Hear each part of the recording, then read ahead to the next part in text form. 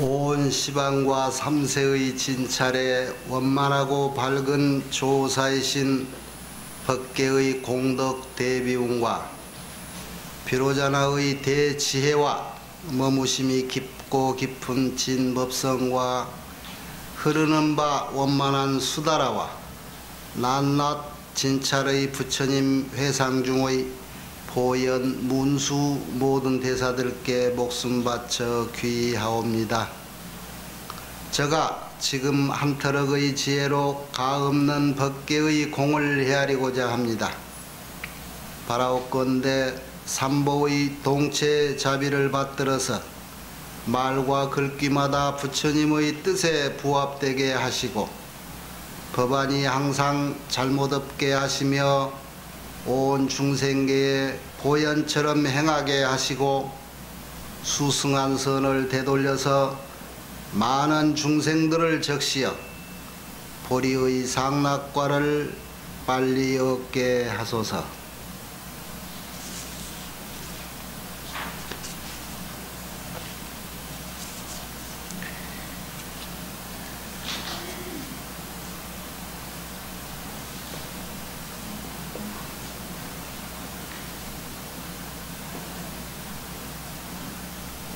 가을이 벌써 왔지요?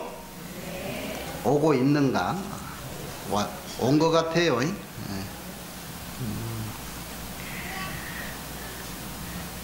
십해양품에 할 얘기들이 참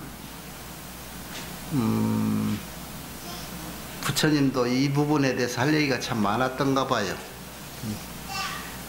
결국은 바람일, 육바람일 내지 십바람일 얘기인데, 바람일이라는 게 뭐냐? 부처가 되기 위해서 수행하는 내용, 행위, 행업 이런 것이 이제 바람일이라고 그랬죠. 결국은 그거밖에 없을 거예요. 그런데 회양이라는 것은 이런 모든 수행을 다 해놓고 그 수행 공덕을 어디 좋은 쪽에다가 이렇게 회양하는 것을, 그것을 회양이라고 그러는데, 되돌려서 그 공덕을 내가 갖는 게 아니고 되돌려서 필요한 쪽에다가 향해 주는 것, 이것이 회양이란 말이야. 그런데 이 회양은 수행의 결과를 가지고 해야 되는데 왜 수행의 과정에서도 이런 회양이 필요할까? 그게 이제 무진공덕장 회양이라고, 내가 성근을 쌓은 것만큼 회양을 그때그때 하는 그 회양의 공덕이 다시 앞으로 자기 수행에 큰 걸음이 되고 보험이 된다. 그래서 이 회양이 중간 회양도 회양인 거예요. 그런데 이런 겁니다. 내가 성불한 뒤에야 모든 중생들을 구제하겠다. 그건 당연한 거죠.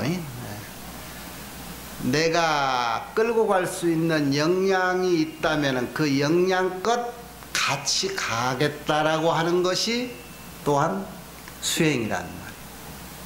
그런 과정에서 이 문자는 차제가 있지만, 언어와 문자는 앞뒤에 순서가 있지만, 그 일의 결과물을 따져볼 적에는 선호가 없는 거예요. 사람을 구제한다라고 하는 것, 일체 중생을 무엇인가 적어도 나만큼의 위치까지라도 끌어와야 된다는 것, 이것은 내가 애초에 이런 공부를 무슨 마음을 먹고 시작했느냐 하는 목적의식이 있다면은 다 같은 거예요. 그래서 제일 중요한 것이 저 꼭지점에 내가 도달했을 때 그때는 무엇을 해야겠다라고 처음 마음을 먹는 그 마음 자세가 중요한데, 처음 마음 먹는 자세, 내가 지금 요즘 치과 간다고 가짜를 살짝 심어놨더니 말이 좀 자꾸 새는 것 같은데, 쑥떡같이 말이 나와도 찰떡같이 여러분은 다 알아들을 수 있지요. 그 옛날 이 없는 할아버지 할머니들은 어떻게들 이라고 음식을 자셨는지 모르겠어. 그러니까 한 부분을 공부를 해서 그 부분의 꼭지점에 올라가면은 그것이 성불이라 그랬어. 과정이 십신, 십주, 십행, 십회양, 십지, 등각, 묘각이라고 순서가 있는 것 같지만 믿음만 완벽해도 그 자리가 부처님이고 행만 완벽해도 그건 행만성취라 그래서 행이 원만하면은 그 자리가 부처다 그래서 행만성불이라고도 그러고 해만성불이라고도 그러고 그래요. 그래서 최초의 최고의 목적에 그 최고의 목표점에 목적을 두고 처음 발심하는 그 자세가 결국은 서원이 되는 거예요. 발심이 그러니까 마음을 발했을 때가 그때가 첫 서원이 되는데 그 서원력이 성근이라 그랬어. 성근. 여기서 지금 이 회양품에 성근이 나오죠. 등 일체 성근에 평등이 일체 성근에 입하는 들어가는 회양이라 그래서 여섯 번째 이제 지혜바라미를 설명할 때 이제 이 회양품에 나오는데 거기에 말하는 성근 그리고 여기 내용들이 거의 모든 일체 성근에 이런 중생들이 아까와 같이 성근이라는 건 뭐냐? 아, 좋은 뿌리라는 거예요. 좋은 종자. 무슨 종자? 어째서 그것이 좋은 종자냐? 착할 선자 뿌리 근자인데 좋은 뿌리라는 거, 좋은 근본이 된다는 거. 나는 부처가 되겠다라고 마음먹은 그것이 성근이라는 거예요.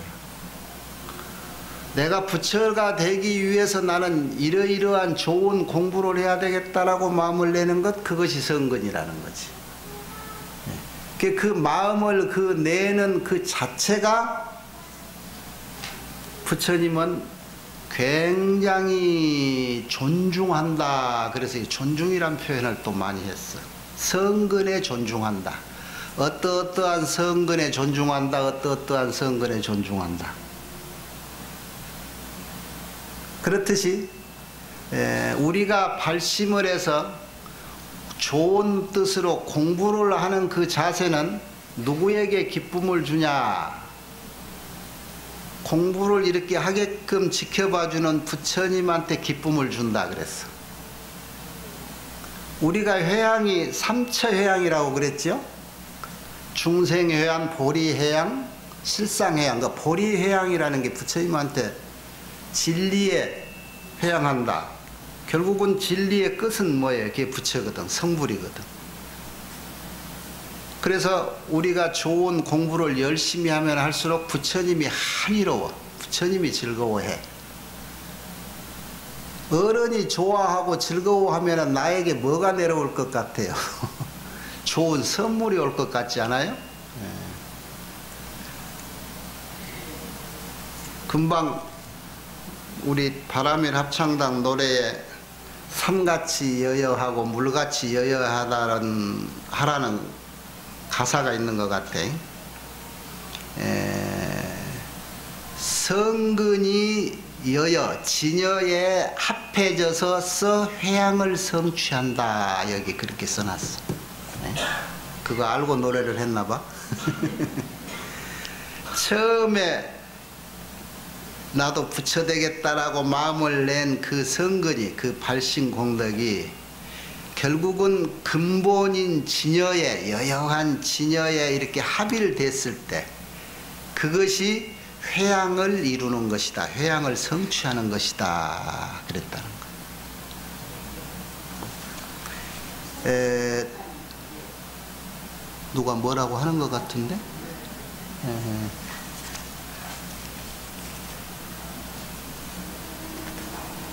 회양을 구호일체 중생하되 중생상을 여의는 회양이라겠고, 그 다음에 경고회양이 두 번째고, 그렇게 회양이 모든 것이 부처님하고 그냥 비등한 동등한 그런 회양이 있고,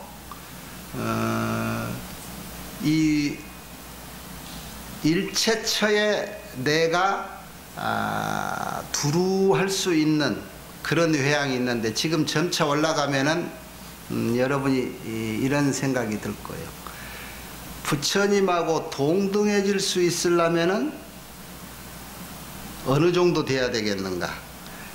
내 능력이 온 법계 사바세계 일체 처처에 다 내 생각과 내 몸이 거기에 이를 수 있는 능력이라면 어느 정도일까? 에? 어느 정도 되면 그게 가능할까요? 그래서 우리가 공부하는 나머지 결과물이라고 하는 것은 능력이 축적이 되는데, 그 능력이 십신을 얻을 줄 알면은 이런 능력이 생겨요. 그래서 십신이라고 하는 것은 대표해서 열이라고 하는 숫자를 놨지, 온 일체의 화신 능력이 가능한 자리를 십신의 능력이라고 그러는데, 가령 이런 거요. 부처님이 부처 될 적에 내가 이제는 십신의 능력이 갖추어졌구나, 그때 비로소 나는 정각을 이루었다 그랬어. 반대로 내가 부처가 되니 모든 것이 가능한 십신력이 생겼다, 그런 뜻이요. 그 십신력이라는 것은 내가 일체처에 두루할 수 있고 모든 중생의 마음을 다 알아서 그들이 원하는 쪽에 원하는 대로 해줄 수 있는 그 능력이 생겼다는 것이 십신력이라. 그게 부처님이에요. 그런데 우리가 이렇게 차례대로 보면 이제 다음 우리 십회양을 잘 고개를 넘어가면 십지에서 제8지 부동지라고 하는 이름이 있는데, 그 정도 지위에 올라가면은 십신 능력을 갖춰진다. 그러니까 여러분이 지금 점차로 우리가 다 같이 처음 공부해 가면서 이렇게 올라가는데, 그 정도로 능력이 돼 갈 때가 곧 온다는 거예요. 이게 아마 이런 순서로 가면은 금년 12월이나 내년 봄에쯤 가면 우리가 아마 십신 능력을 소지하는 그 지쯤에 아마 이르지 않을까. 이게 지금 간추려서 가도 지난번에 진여상 얘기 좀 한 것 같고, 지금은 아마 9번째 무착 무박 해탈 회양이라고 하는 대목이 나오는데, 무착 집착이 없고, 무박 얽히지를 않아, 묶이지 않는다는 거. 무착과 무박, 해탈 모든 것에서 벗어난 이런 회양이 이제 9번째 있는데, 결국은 무엇에 무착하고 무엇에 무박하고 무엇에 해탈하는가? 무엇에 무착해야 될 것 같아? 집착이 없다는 거예요. 집착이. 첫 구절에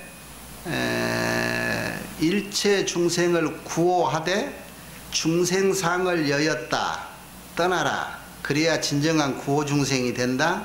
그거는 우리가 그동안에 배웠던 게 뭐예요? 제일 많이 공부했던 게 상을 떠나라, 중생상이라고 그랬어요. 상을 떠나라는 얘기를 제일 핵심적으로 얘기해 주는 경전이 금강경이에요. 왜 금강경에서 그런 말을 많이 했을까? 금강경은 소승이 아니라 대승으로 들어가는 관문이야. 그 공의 이치를 알아야 대승이 되는 거예요. 그 공의 이치라는 건 뭐라겠어요? 내가 너가 되고 너가 내가 되는 도리가 공이라. 왜? 공이라고 하는 것은 니코루 중도요, 가명이요, 진여란 말이야.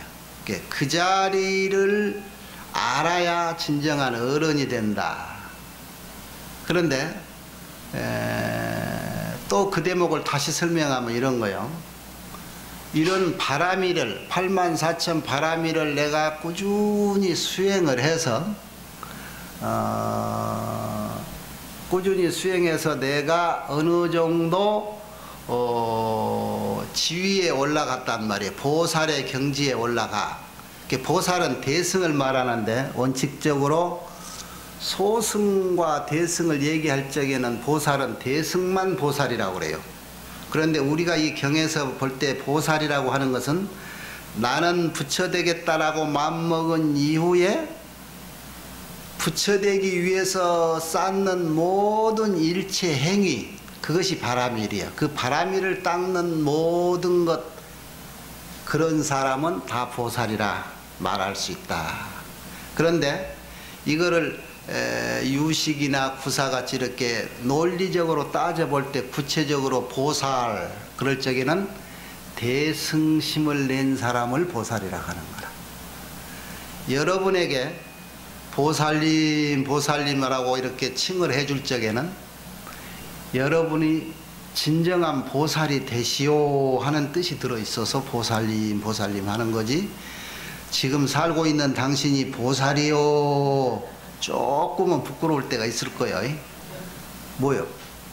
너도 나도 라고 하는 경계가 없을 정도로 네 몸도 내 몸같이, 내 몸도 내 몸같이 이렇게 생각할 줄 아는 그런 아량이 없는 사람은 보살이 될 수가 없다 그랬어. 그래서 이런 84,000 바람일을 이렇게 닦아갈 적에 제일 중요한 것이 수렁에 빠지지 않고 바로 갈 수 있는 원력이기도 한데, 늘 얘기하지만 서원이 없으면 안 된다. 서원이 없으면.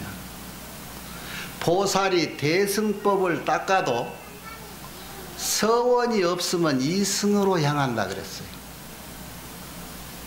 그러니까 그 서원이 뭘까? 서원이. 서원이라는 것은 최초에 마음먹을 때 생각했던 그 마음가짐이에요.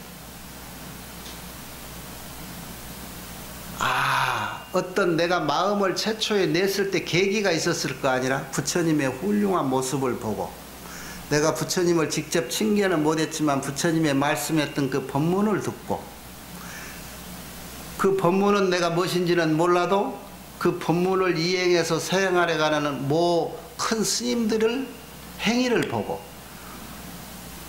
아니면은 내 이웃인데 저희는 참 사는 것이 모범적인데 뭐 때문인고 봤더니 초하루마다 주말마다 때로는 시간 날 때마다 절에 가서 공부를 하고 오더라.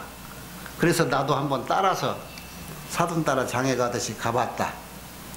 어떤 계기가 됐었든 나도 이런 공부를 하고 이런 공부를 성취할 적에 나도 이렇게 능력이 생기면 저희같이 모든 이에게 이렇게 회양을 하리라, 베풀이라, 이렇게 처음을 마음 먹었던 그 마음이 서원이란 말이에요. 그것이 아까도 말했지만은 옳은 뿌리고 옳은 종자라 그래서 성근이라고 한 거예요.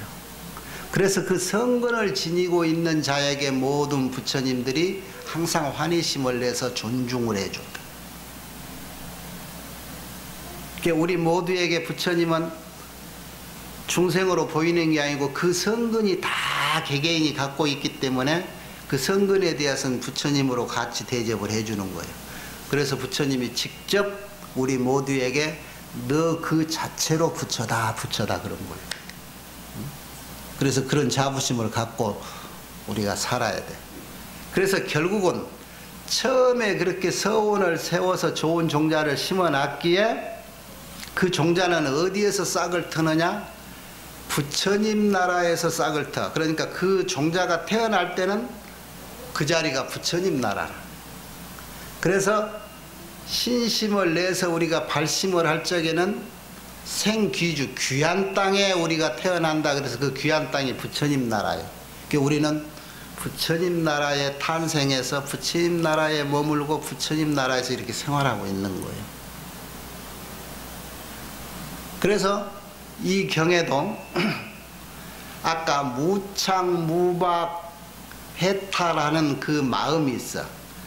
어디에도 무착하고 무박하느냐. 여기에 이제 어렵게 해놓은 얘기들이 있습니다만은 세상은 그다지 알고 보니까 집착할 것이 하나도 없더라. 왜? 재행무상이더라. 제법무하더라. 쉽게 얘기하면 제법은 무이라. 둘이 아니더라. 법성계에 뭐라고 해놨어요? 법성은 올륭해서 무이상. 두 가지 모양이 아니야. 이런 이치를 알고 보니까 무착, 집착할 것이 없더라. 그래서 무착이. 이게 섬세한 무착이라고 그래, 이걸. 섬세한,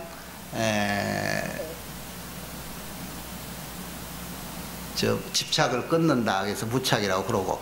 이것은 소견의 무착이라고 그래. 내가 알아본 것. 그 다음에, 무박이라 하는 건 뭐냐. 이것도 무착이나 같은 거예요. 집착이 있다는 것은 그 집착에 묶여 있다는 뜻이잖아요. 그런데 무착 그럴 때는 섬세한 거고 무박 그런 것은 조금 성근 거예요. 그것을 추라고 그래. 추. 섬세한 것을 세라고 그러고. 번뇌도 추번뇌, 세번뇌가 있어요. 굵은 거 끊어도 얼른 끊을 수 있는 거. 그런데 섬세해서 끊기 어려운 거 그걸 세번뇌라고 그러고 그런 거예요. 그러니까 큰 도둑놈은 그물에 안 걸리고 작은 도둑놈은 그물에 잘 걸리는 것도 있지요. 응? 세상을 영리한 사람들이 역으로 이용해 가지고 사기꾼들이 그렇게 큰 도둑놈이 되는 거라.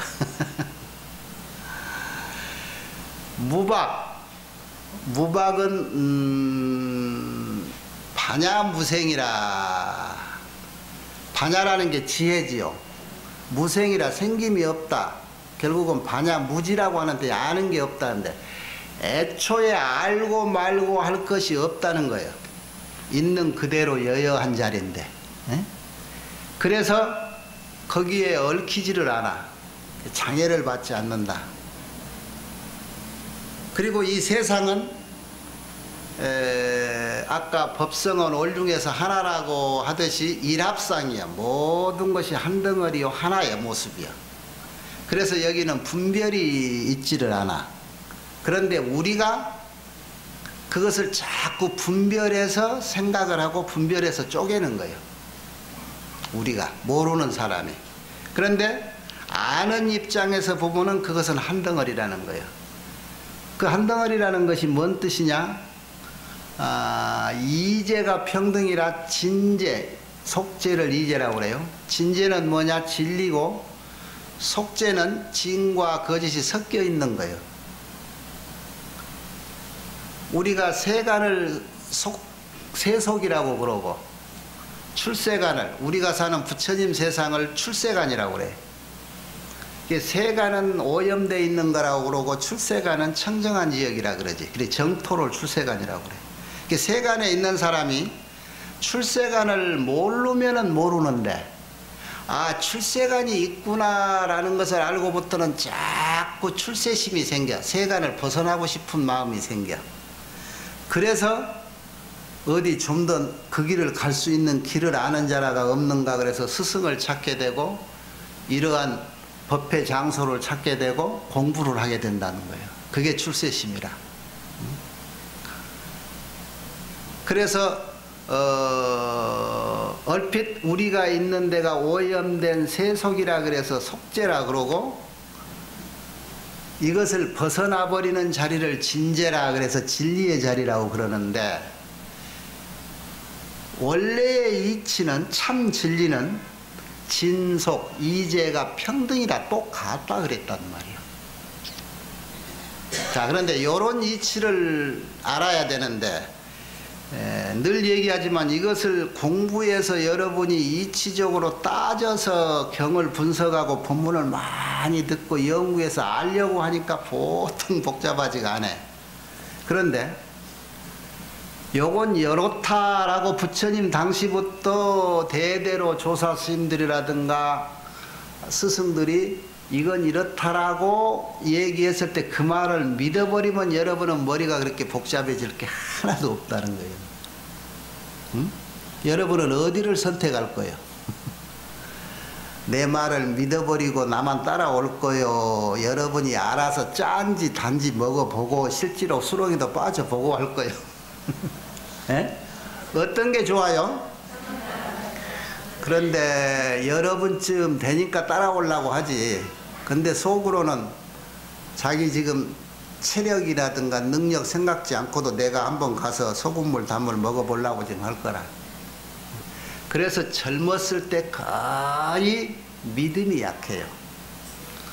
막 의욕이 있고 힘이 있고 능력이 있는 것 같고 세상에 그 어떤 것도 내가 해봐 버릴 것 같고 그럴 적에는 자기 어려서 스승으로 알고 따랐던 엄마 아버지 말을 점차 안 보고 안 믿고 그래. 요즘 말하는 어디 스마트폰 인터넷에서 아는 남이 일러준 얘기는 그거는 진리인 줄 알고 지금 엄마 아버지 말은 안 들어. 지금 그래요 안 그래요 애들? 그러죠? 속상하지. 가들은 그것이 다인 줄 알아. 그런데 가도 우리 나이 먹어보라 그러죠 여러분은. 그때 되면 너도 임마 그게 별거 아닌 줄 이때 알 거야 그러는데 그러듯이 이 진재하고 속재라고 하는 것은 결국은 알고 보면은 같다고 그러는데 여러분은 젊은 혈기로 여기 있는 분들도 거의 젊었을 때는 아이고 스님들도 사람인데 뭐 하고 법사를 경시하는 마음도 있었을 것이고 소문 듣고 왔더니 와서 보니까 그게 이제 동사섭의 약점인데 스님도 사람이네 인간이네 밥 먹고 똥 싸더라 운전하다 보니까 화나니까 욕도 하던데 뭐 이제 이런 것이 보이면은 믿음이 점차 하열해져. 그래서 중생교화 중에 동사섭이 제일 어렵다는 거예요. 그러니까 꾀가 있는 스님은 처음에 탁 산중에서 계룡산에서 10년 무악산에서 10년 수행하고 와서 그 수행만 모습만 탁 보여주다가 슬슬 자기 깨벗은 모습을 누가 보려고 하고 엿볼 것 같으면 얼른 다시 도망쳐서 다시 계룡산에 가든 이번에는 지리산으로 가든 가서 또 10년 5년 또 도 닦으러 가는 거예요. 안 들키려고. 그것이 한 가지 방편이기도 해. 믿음을 주기 위해서 자기 허물을 감추는 거. 그런데 그 공부는 불교라고 부처님 가르침에 보면은 굉장히 교리도 양성적이라. 알아 네가 내 꿰보는 것을 보고도 거기에서 내한테 얻을 것이 있나 없나 보고 알아. 깨벗는 것 보고 아이고 스님도 깨벗네 목욕탕에 갈 때 그러고 돌아설 사람이면 지금 돌아서서 한 바퀴 돌다 와라. 이렇게 양성적으로 교육을 시키는 경향이 훨씬 많지요. 그래서 옛날도 자꾸 절에서 스님들도 뒷방에서는 자꾸 토론하기를 강사가 어떠미니 율사가 어떠미니 조실은 강사가 해야 된다 율사가 해야 된다 자꾸 그래서 했던 게 많아. 얼마 전까지 우리 선대 60년 전 40~50년 전까지만 해도 큰 총림의 방장 조실 스님은 전부 강사 스님들이 했어요. 그래서 그이들이 강사 정강을 맥을 얻고 이하면은 20몇 살 30 간 넘어서도 산중의 어른이 조실이 되고다 그랬던 거예요. 진재 속재를 지금 얘기하는 중인데 자 요것이 왜 평등하냐. 우리가 늘 알아야 될 게 있어요.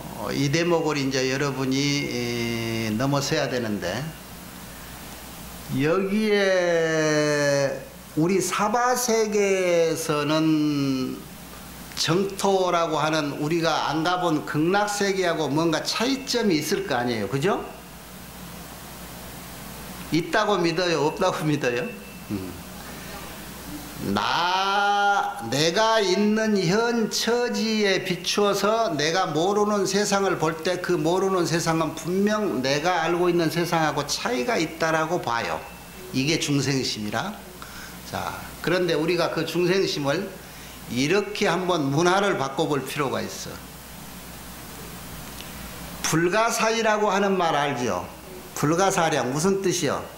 부처님의 능력은 우리 중생으로서는 불가사의하다. 사의, 생각으로 미칠 수가 없다. 우리가 알 수가 없어. 우리 생각으로는. 불가사량, 불가사의 그런 뜻이요.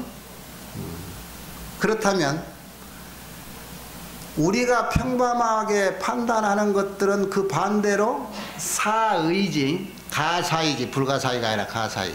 사량으로 충분히 해야 된다. 가령 이런 거예요. 요즘 우리 중생들도 뭔가 우리들이 만들어 놓은 기계에 의존도 하고, 예를 들어서 컴퓨터에 의존도 하고, 또 계산을 좀 더 머리 써서 섬세하게 한다면 한강의 모래 정도는 헤아릴 수 있지 않을까. 우리가 얼마 전만 해도 그거는 상상을 못했어. 그래서 비유품이 전부 겐지스강 항아사 모래라고 그랬잖아요. 항아사. 그거는 우리가 사량할 수 없는 정도다. 그래서 비유를 불가사의를 항아사라고 이렇게 했는데, 요즘에 와서 이 말통으로 한 말통 모래를이라고 갖다 놓고 씨알이라고 하면 그것도 옛날에는 불가사의였는데 요즘은 가능할 수도 있다 이라고 지금 생각을 해. 요게 사의라, 사의. 그런데 이제 조금 더 요즘 아무리 우리가 머리를 쓴다 해도 여러분이 그동안에 많이 배웠던 삼천, 대천, 세계를 절구방아에 넣어서 가루 먼지로 빻아서 그 먼지 개수를 shear이면은 여러분이 shear일 수 있겠는가 물었을 때 이거는 불가사량이지요? 예.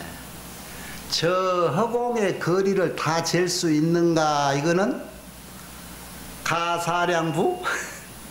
불가사량이야. 예. 그런데 요즘 과학은 여기서 태양까지는 거리가 얼마다 해서 그런 것도 재잖아요.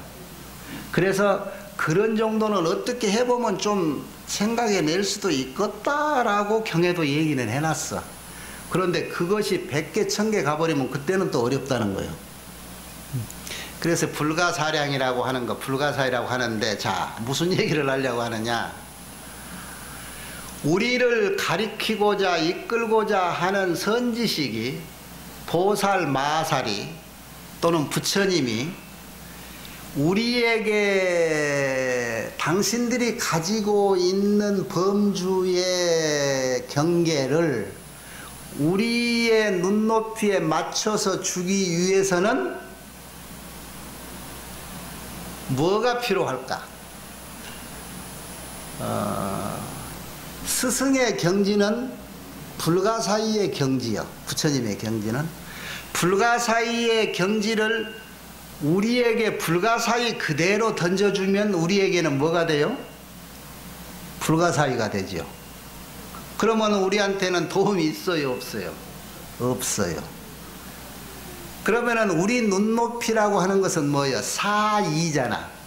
우리가 생각하고 헤아릴 수 있는 가능의 범위 안으로 불가사의의 경계를 집어내줘야 돼. 그러지요? 그래야 우리가 받아먹잖아요. 그 능력이 있어야 된다고. 그런데 그 능력의 표현이 우리가 접하고 있는 모든 부처님의 경전이고 법문이고 현상이에요. 그래서 우리가 보는 것은 분별지라 한계가 있어. 다 자기 그릇대로. 그런데 이 한계를 우리에게 맞춰서 보내준 쪽에서는 한계가 없잖아요. 불가사의를 사의로 보내주는 거예요. 그래서 우리는 이것을 맛보지만 이 맛을 보고 아, 불가사의의 맛이 이런 거구나 하고 알 수 있으니까 우리가 맛보는 이것이 사이일지언정 니꼬르 불가사의야. 알아들어요? 속죄가 진죄란 말이야. 그래서 우리는 늘 진죄 속에 살아. 진리 속에서. 그래서 우리가 24시간 먹고 자고 하는 일체 행위가 속죄의 행위 대 진죄의 행위요. 중생의 삶이 대 부처님의 삶인 거예요. 맞지요? 그러니 우리의 삶은 나날이 부처님의 삶인 거예요. 그런데 그 삶을 어떻게 해야 돼? 부처님 같이 살아야 안 되겠어. 여여하게 산같이 물같이 있는 듯 없는 듯. 하룻밤 자고 나도 무악산 그대로 있었고 저 어제 있는 산 그대로 있었네. 가을 되니까 빛깔이 조금 변한 것 같아도 가보면은 작년 가을 그대로고 지난 여름 것 그대로였지. 그게 여여예요. 흐르는 물 항상 흐르고 있더라.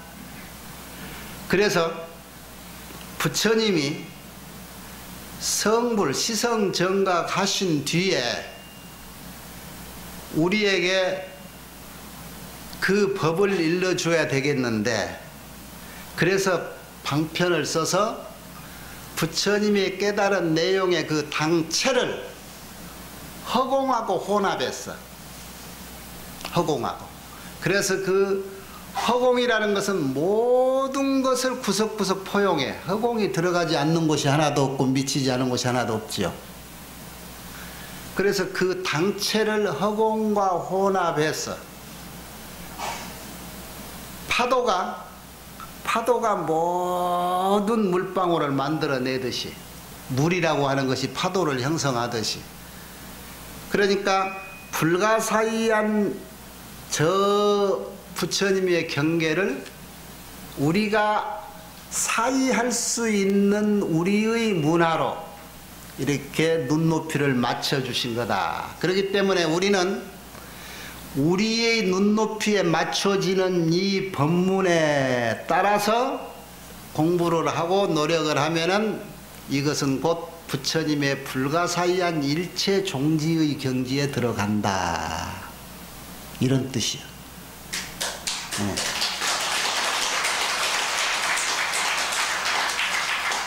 그래서 그런 것을 세상의 이치를 알면은 무착무박이야. 거기에 집착할 게 없고 거기에 얽혀 매일 게 없어. 그 자체가 해탈이라는 거예요. 그래서 우리의 나날이 하는 일체 행위는 어떻게 해야 하느냐? 무착무박 해탈심으로 뭐뭐 해라. 무엇을 하되 무착무박 해탈심으로 해라. 그 구절이 책으로 몇 권이 나와. 응? 무착무박 해탈심으로 해라. 무엇을 해라? 크게 말하면 무착무박 해탈심으로 보현행에 머물며, 머물주자. 무착무박 해탈심으로 보현행을 수습, 닦으며, 무착무박 해탈심으로 보현행을 성취해라. 그래서 결국은 내 마음을 어디에 두고 그 마음을 두고 실천을 하니까 그 마음 두는 대로 가지요. 그래서 보현행에다가 마음을 두고 보현행을 실천하고 닦고 결국은 보현행을 성취하는 거예요. 어떻게 보면은 이 회양품은 아까도 얘기했지만은 도중에 말하는 회양이지만은 이것은 화엄경을 마지막 공부에서 얻어진 최고의 경지를 회양하는 거예요. 그래서 화엄경의 대의를 얘기했다고 할 수가 있어요. 어떤 회양을 해야 되느냐? 매사 바라미를 실천하되, 바라미를 하되 무착무박 해탈심으로 해라.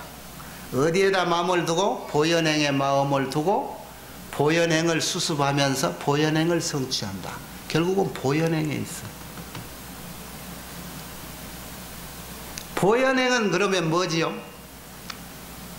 보현행. 보현보살같이 행하고 사는 거예요. 무은수 보현. 보현보살은 어떻게 행하고 삽니까? 글자를 보면은 한문으로 보자가 널리 끝없이 널리 무변무행, 그것이 보자고, 현자는 놔둔다. 여기에 10회양 중에도 나오죠. 등일체 재불회양, 세 번째 그러죠. 그 다음에 네 번째 뭐였어? 지일체처 회양 그래라고. 부처님과 똑같이 평등해지는 것을 이제 등일체 재불회양인데, 지일체처, 모든 일체처에 가지 않는 곳이 하나도 없고 미치지 않은 곳이 하나도 없다. 그게 현이요. 보현. 온갖 곳에 다 놔두어서, 자, 그것을 또 말을 바꾸면 온갖 것으로 다 놔두어서, 온갖 곳에 온갖 것으로 다 놔두어서 무엇을 향한다? 일체 중생이 이익되는 것이라면은 단 하나도 버리지 않고 다 실천한다. 그게 보현행이요.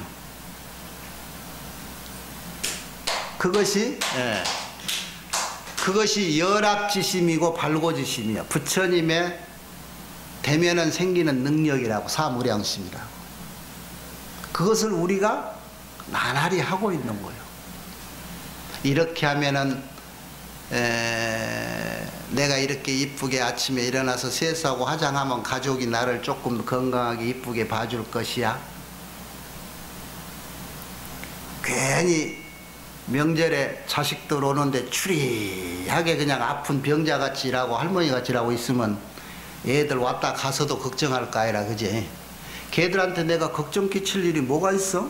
기왕이면 내가 이쁘게 화장하고 미장원도 가서 머리도 그냥 젊게 탁 하고, 애들 언제 오나고 딱 기다려서 와서 맛있는 거 해다 주면 야무지게 먹고 이튿날 소화제를 먹을지언정, 예? 그렇게 해서 건강한 모습 보여주는 거, 이것이 부모의 마음이고 대승의 보살의 마음이라는 거예요. 우리 일상의 이 생활이 싸그면 우리 일상이 부처님의 행위라고. 부처님의 행위, 우리가 부처님이니까. 진제 속죄가 따로 없다고 했잖아요. 우리가 이 자리를 그대로 정토로 보고 이 우리 행위가 그대로 부처님, 정토에서 사는 부처님의 행위가 된다는 거예요. 왜 자꾸 좋은 일은 거기 가서 할게, 오늘은 내가 악인이 되겠다, 왜 자꾸 그러느냐고. 이 자체가 좋은 일을 할 수 있는 자리인데, 이걸 경계를 두지 말아라. 진제, 속죄, 이제도 평등한 경계가 따로 없다. 속죄와 진제가 경계가 없다는 것은 사바세계와 극락에 선이 없다는 얘기.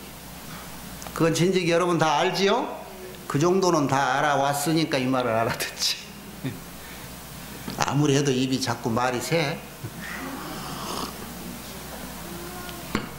앞니를 하나 뺐는데 3개, 4개를 이라고 얽어놨어 지금. 가짜로. 이것도 부모님이 태어나서 저 부모님이 피와 살을 다 주셨는데 이걸 젊은 혈기로 튼튼하니까 이까짓급 뭐 양치질 몇 번 안 한다고 이런 생각을 게을리 해가지고 지금 갓 70년도 못 살고 지금 이 모양이 됐잖아요. 그 애들 자꾸 양치질을 어떻게 유혹을 해서라도 해야 되는데, 이렇게 해야 이가 건강하다 그러면 알아듣나? 뭐 때문에? 건강하면 뭐 할 건데 그럴 거 아니야. 없으면 없는 대로 살지. 그렇게 해놓은 애들한테는 안 통하지. 그래 놓으니까 그 눈높이에 맞춰서 교육을 자꾸 시켜줘야 된다. 이렇게 불가사의한 것을 불가사의만 자꾸 주장하지 말고 사량 가능한 경지를 자꾸 일러줘라. 또 여기에 이제는 경을 받다 소리 하려면 또 이제 단어들을 생각해. 아까 모든 보살 마살이 성근에 존중한다 그랬죠. 일체 성근에, 가지가지 성근에. 좋은 일 하는 것, 그러니까 이게 좋은 일 하는 행위는 전부 바람일이라겠죠. 모든 일체 바람일에 다 존중하는 거예요. 그게 성근이니까. 여기에 심처 비심처라는 말이 또 나와요. 아까 사이 불가사의, 사량 불가사량이란 말인데, 마음 심자, 마음이 있는 곳, 마음이 없는 곳, 그냥 마음과 비심, 심과 비심이라고 하는 건데, 이것도 아까 사이와 불가사의하고 같은 얘기예요. 심이라고 하는 것은 유심이지, 있을 유자. 비심을 하면 무심이잖아. 근데 마음이라는 것이 유심이 맞아, 비심이 맞아. 우리 마음은 유심이고 부처님 마음은 비심. 우리 경계에서는 이렇게 보겠지. 비심처에서 우리 문화에 맞는 것을 이렇게 맞춰주려고 심처라고 하는 것이 생긴 거예요. 아까 말했듯이 불가사의한 경지를 사의한 경계로 일러주는 거라.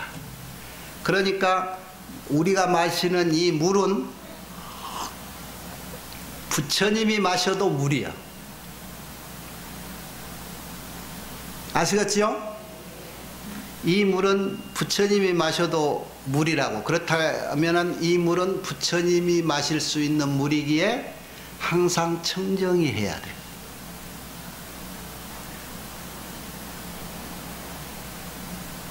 일지만지하여 일파만파 하듯이 우리가 먹는 밥, 우리가 하는 행위, 이것은 부처님이 행위이기 때문에 부처님 행위에 걸맞는 행위를 해라 이 말이에요. 그게 부처님 행위.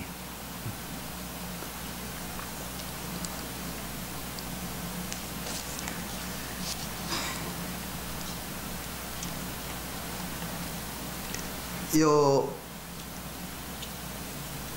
부처님 경전을 이제 대충 장문으로 이렇게 해놓고 그것을 간추려서 나중에 그 내용을 간단하게 시인같이 함축해서 개송으로 해놓는 이제 그런 류의 경전이 많아요. 그래서 이 화엄경도 장문도 많지만 개송도 무려 4,600의 개송이 있어요. 근데 한 개송에 5자 개송도 있고 7자 개송도 있고 그래요. 그런데 이제 여기 해양품도 10가지 해양품 중에 계속 끝들이 이제 개송들이 하나씩 있는데, 지금 오늘 말하는 무착 무박 해탈 해양이라고 하는 그 내용의 설명들이 아까 그런 거예요. 무착하고 무박하고 해탈하는 그런 마음, 해탈심으로 일체 행을 하되 간추려서 말하면 보현행에 머물고 보현행을 수습하고 보현행을 성취하는 것이다. 그 행위는 일체 이거 구구절절 얘기해놨어. 우리가 전번에 정행품에서 140대원을 얘기해놓은 것도 있지요. 거기에 보면은 스님들이 할 것, 속인 보살이 할 것, 처사하게 할 행동들이 일체 구구절절 해놓듯이, 아니 사람 사는 행위가 옛날에 거슬러 올라갈수록 직종이 몇 가지 안 됐지만 요즘은 5만 종 6만 종 이상 되잖아요. 그렇듯이 일체 행위들이 이렇게 많아. 그런데 부처님은 그 시절에 어떻게 이렇게 많이 수천 수만 종을 얘기해놨는지 모르겠어. 이게 대단한 분이죠. 그래서 이렇게 경전이 광대하고, 또 이 화엄경은 다른 경보다 우리 사바세계 사량이 가능한 우리 수준 눈높이에 맞춰놓은 경전이 아니고, 이거는 불가사의한 수준의 경계를 그대로 얘기한 거기 때문에 이것을 바로 보면은 이해하기 어려운 부분이 많아서 이제 우리가 같은 중간자가 필요한 거예요. 그래서 옛날에 이 화엄경을 보는 강사는 초견성 이상은 해야 가능하다. 이제 절에서는 그래. 그러니까 그렇다고 내가 여러분한테 초견성자라 뽐내는 게 아니고, 요 사량을 이렇게 우리가 해서 보되 불가사량의 경지를 엿볼 수 있는 길이니까 몰라도 좋다. 이게 몰라도 아까 얘기한 대로 우리는 빽이 있어. 부처님을 믿어버리면, 스승을 따라가 버리면, 그러면 지른 길로 갈 수 있으니까 내가 머리 복잡하게 막 연구해서 내가 바닷가까지 가가지고 짜다하면 짜다고 믿으면 될 텐데 내가 그냥 그걸 못 믿고 저 군산 앞에까지 갔다 와서 물 묵어보고 아 짜더라 그러고 갔다 올 일은 없다 이런 얘기야. 믿음이 완만한 사람, 완벽한 사람들은 항상 매사를 지름길로 가요. 그런데 사람 못 믿는 사람이 항상 불안하고 헛고생을 많이 해. 못 믿으면. 근데 믿는 사람이 어떻게 보면은 남한테 사기 잘 당한다고 사람들은 그러지요. 그러니까 나는 사람 안 믿는다고. 그 사람 나중에 보면 더 크게 당해. 그냥 믿는 사람 조금 당하고 말지. 그런데 당한 게 아니라 그것은 전생비 갚아주는 거지. 그런데 자기가 이리 재고 저리 재고 저리 재고 해서 자기는 완벽하게 쟀으니까 여기는 내 재산 다 투자해도 된다라고 해가지고 딱 투자한 것이 사기를 크게 당하는 거예요. 믿는 쪽이 좋아요? 안 믿는 쪽이 좋아요? 믿어라 그런 얘기요.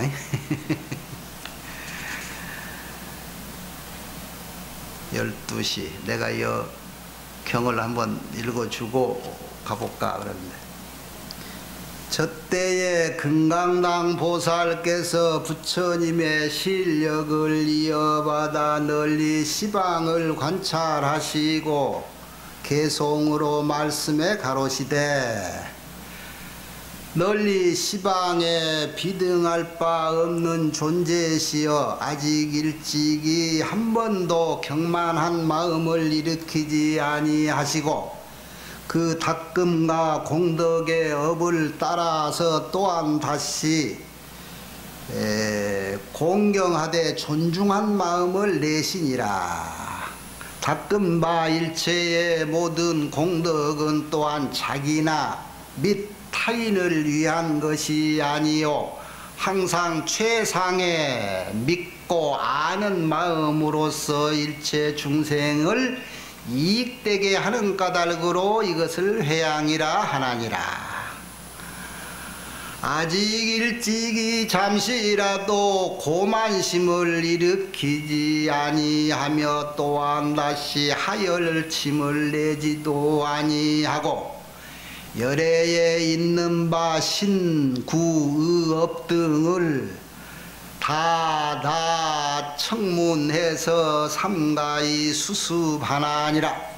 닦은 바 가지가지 모든 성근을 다 모든 함식들 중생 함식들을 이익되게 하기 위함이며 깊은 마음과 광대한 지식에 머물러서 사람 가운데 가장 존경하는 공덕의 위치에 회양하나니라.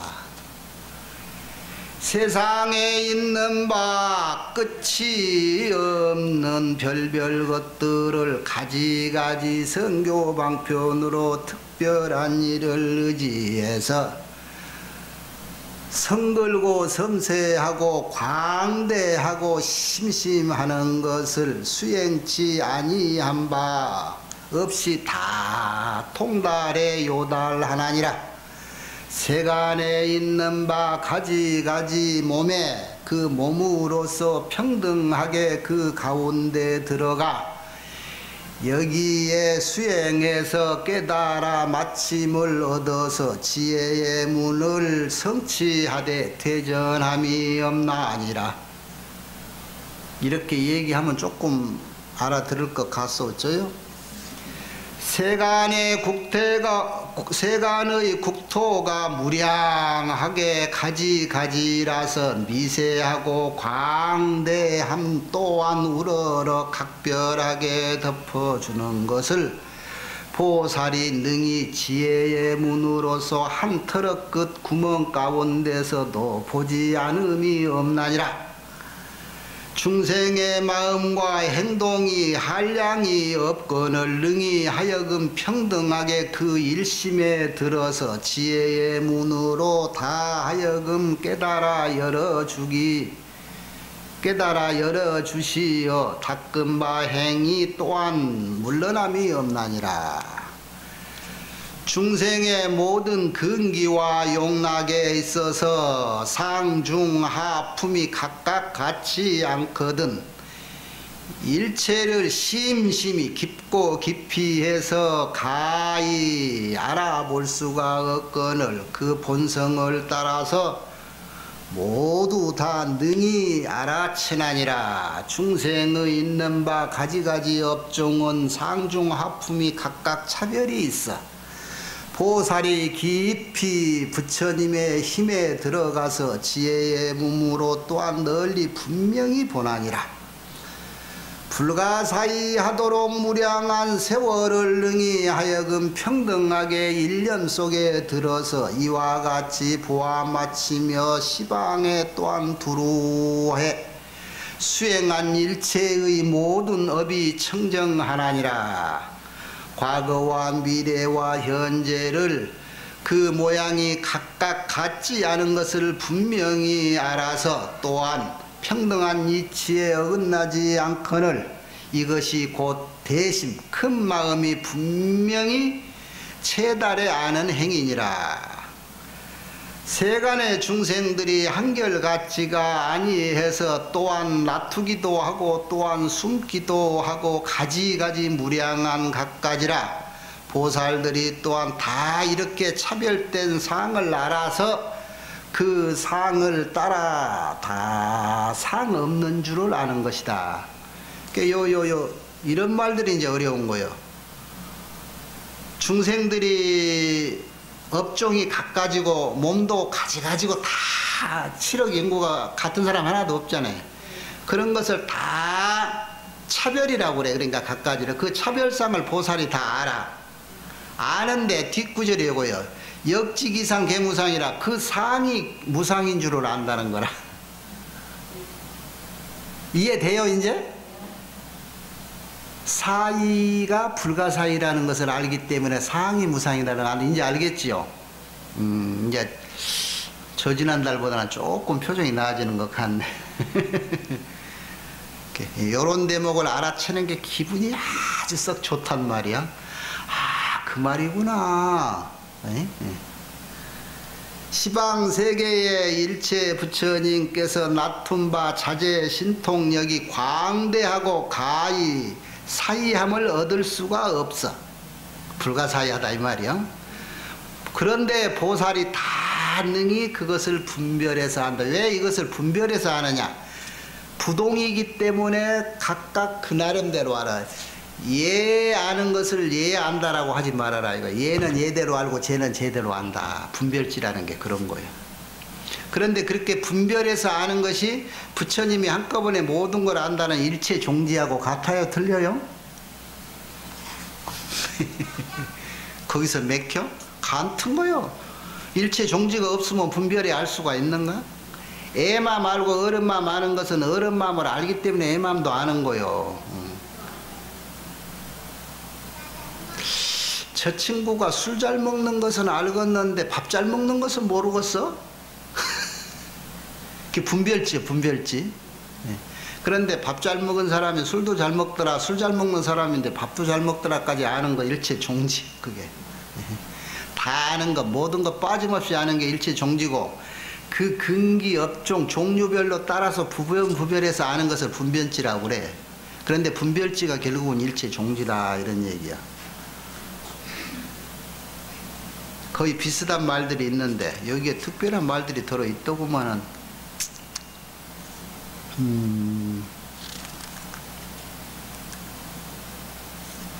시간이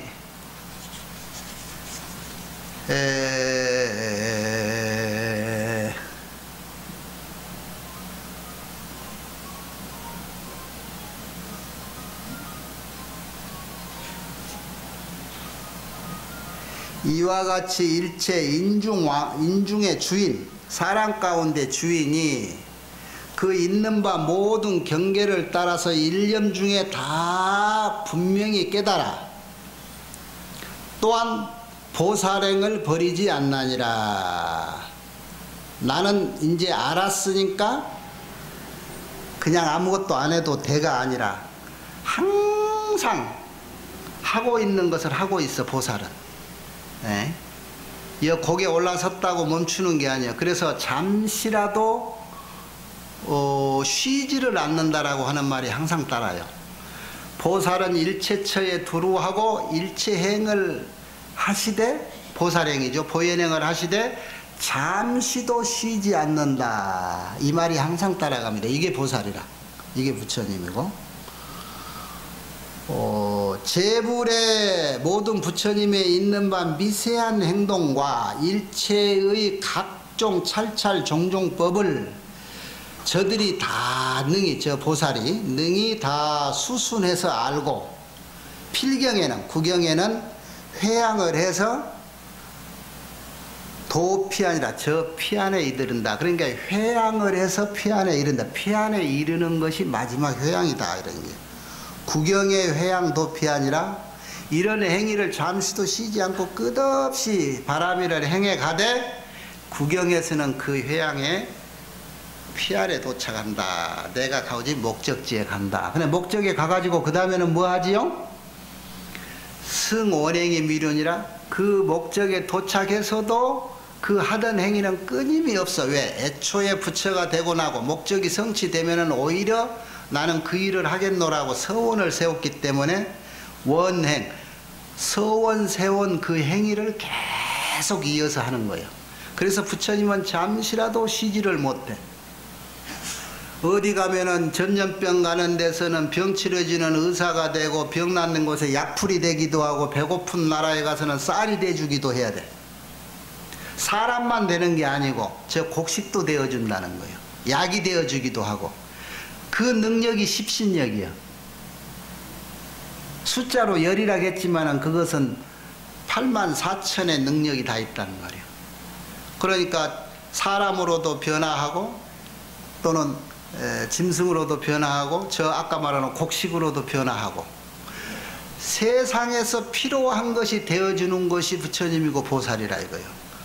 우리가 자식이 필요한 걸음이 되어주고, 자식이 필요하면은 내가 어디 가서 식모살이라도 해서라도 네 학원비 못 대주려 하고 하는 것들이 내나 보살행이고 부처님 행위라. 그게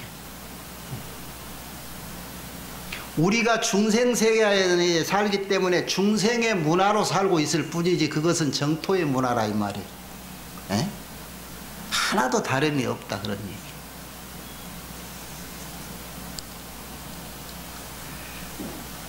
화엄경을 보면서 가장 우리가 핵심적으로 자신감을 가져야 될 것이, 우리의 일체 행위는 모두가 부처님의 행위야 라고 하는 자부심을 가지라. 내 마음은 부처님 마음이요, 나의 모든 신구위의 습성은 이건 부처님의 행위다. 그렇기 때문에 그 습성을 부처님의 행위에 걸맞게 해가는 거다. 등일체 제불회양이라고 하는 부분이 뭐예요? 나는 부처님이 과거에 배웠던 모든 것을 그대로 그랬죠. 수학 배우기 때문에 내가 부처의 행위를 배우니까 부처가 되는 거예요.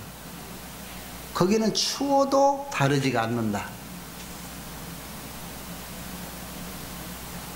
그래서 그동안에도 했지만 오늘 이 시간 이후에도 분명히 일거수일투족 일념만념이 다 부처님 생각으로, 부처님 행동으로 이렇게 알고, 내가 부담을 너무 크게 주나? 응? 그런 자부심으로 살아가자, 그러니. 예.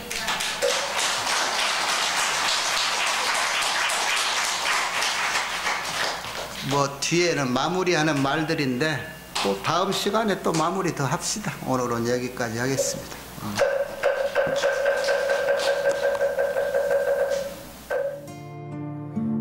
그대가 피어 그대 몸속으로 꽃벌 한 마리 날아든 것인데, 왜 내가 이다지도 아득한지, 왜 내 몸이 이리도 뜨거운지,